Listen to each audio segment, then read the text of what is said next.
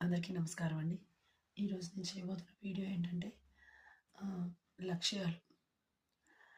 అవునండి.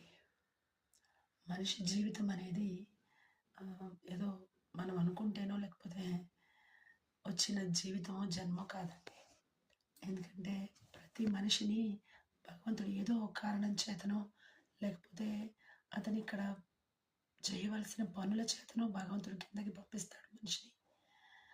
అలాగే ఆ మనిషి జీవితం అనేది ఏదో సాధించడం కోసం భూమి మీదకొస్తాడు. అలాగే ఈ మనిషి జీవితం ఎలా ఉంటుందంటే, మనం అనుకున్నవన్నీ జరిగిపోవడానికి కాదండి. వాటంతట అవి జరిగిపోవు. అలాగే మనం అనుకున్నవన్నీ జరిగిపోవు. కొన్ని ఓపికతో చేయాలి. మరికొన్ని పనులని ఒక సంకల్పంతో చేయాలి. మరికొన్ని పనులని ఓర్పుతో చేసుకుంటూ రావాలి. ఇవన్నీ మనం చేసినట్లయితే ఎలా అంటే, ఇప్పుడు ఒక రైతున్నాడనుకోండి.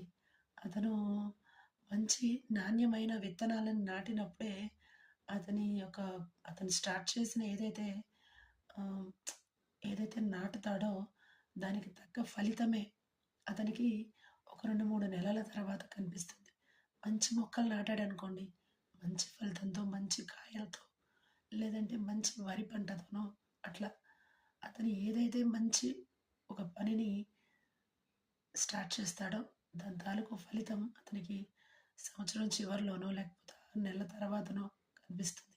అలాగే మనిషి కూడా ఏదైతే పనులు చెయ్యాలని భూమి మీదకి వస్తాడో వాటిల్ని ఒకవేళ మర్చిపోయినా భగవంతుడు వాటిల్ని ఎవరో ఒకళ్ళ రూపంలోనో ఏదో ఒక మాటతోనో లేక ఏదో ఒక మనం ఏదైనా చూసినప్పుడు గుర్తుకు రావడమో, ఎవరి నోటి వెంటైనా రావడమో, లేదా మనం ఏదైనా చదువుతుంటే రావడమో, గుర్తుకు రావడమో, అలా గుర్తుకు వచ్చి తీరుతుంది. అట్లాగే అవి మనం ఆ పనులు చేయడానికి ప్రేరేపిస్తుందనమాట. ఇది కూడా లాంగ్ వీడియో అయ్యేటట్టు ఉందండి. ఇది కూడా లాంగ్ వీడియో అప్లోడ్ చేస్తాను.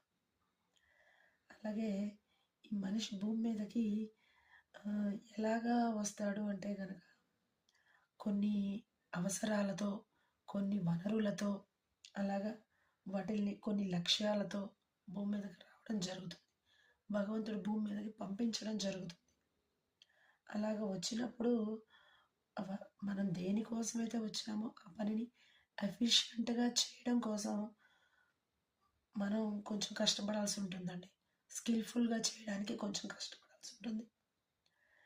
ఎలా అంటే దానికి ఏ